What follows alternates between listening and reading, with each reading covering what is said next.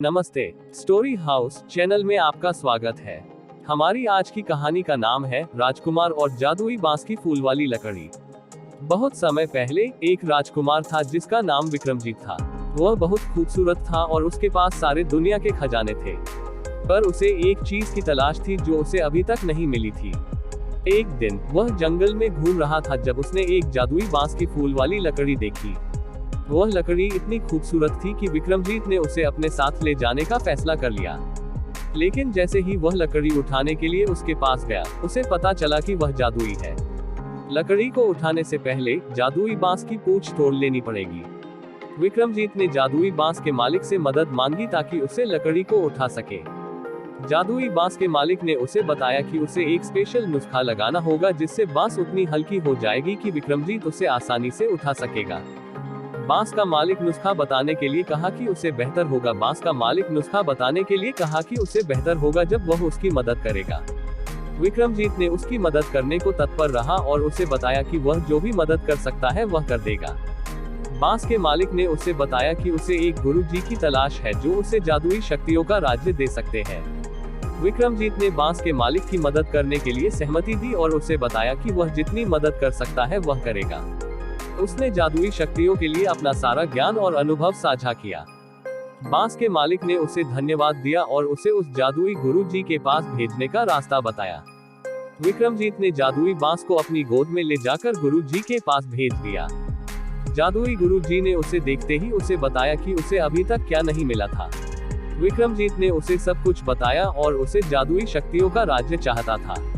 जादुई गुरुजी ने उसे बताया कि उसे जो भी जादुई शक्तियां चाहिए, उसे उनके लिए काफी मेहनत करनी पड़ेगी। वह उसे एक कठिन मिशन पर भेज देंगे जिससे वह जादुई शक्तियों को प्राप्त कर सकेगा। विक्रमजीत को यह अनुदेश सुनकर दुखी लगा, लेकिन उसने फिर भी उसे सहमति दे दी।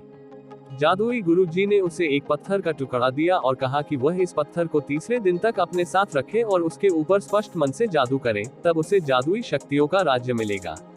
विक्रमजीत ने पत्थर को ले जाकर उसे अपने पास रख लिया। उसने उस पत्थर के साथ पूरी रात गुजारी, लेकिन उसे कोई जादू नहीं दिखाई दिया।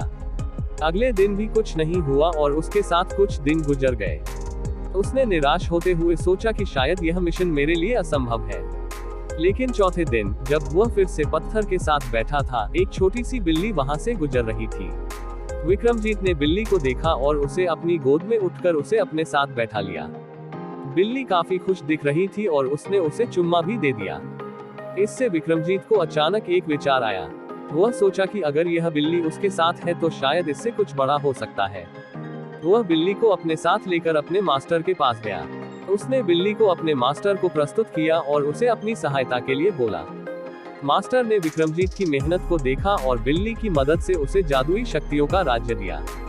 विक्रमजीत ने इस वजह से बड़ी खुशी महसूस की।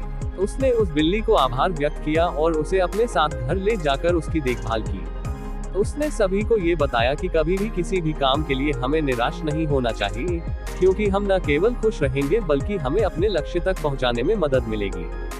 बिल्ली ने उसे जीवन का अब तक का सबसे बड़ा सबक सिखाया।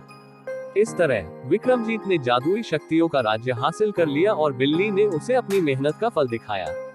दोनों दोस्त बन गए और साथ में खुशी और समृद्धि का जीवन जीने लगे। बाद में विक्रमजीत ने एक बड़ा मंदिर बनवाया और उसमें बिल्ली की मूर्ति लगवाई। लोग उस मंदिर में उपस्थित होते थे और बिल्ली की कथाएं सुनते थे। बिल्ली और विक्रमजीत की कहानी आज भी लोगों के बीच प्रसिद्ध है और लोग इसे आदर से सुनते हैं। इस कहानी से हमें ये सबक मिलता है कि हमें किसी भी काम में मेहनत करनी चाहिए और हमें निराश नहीं होना चाहिए। अगर हम मेहनत करते हैं और अपने लक्ष्य की तरफ ध्यान केंद्रित करते हैं तो निश्चय ही हमें सफलता मिलेगी।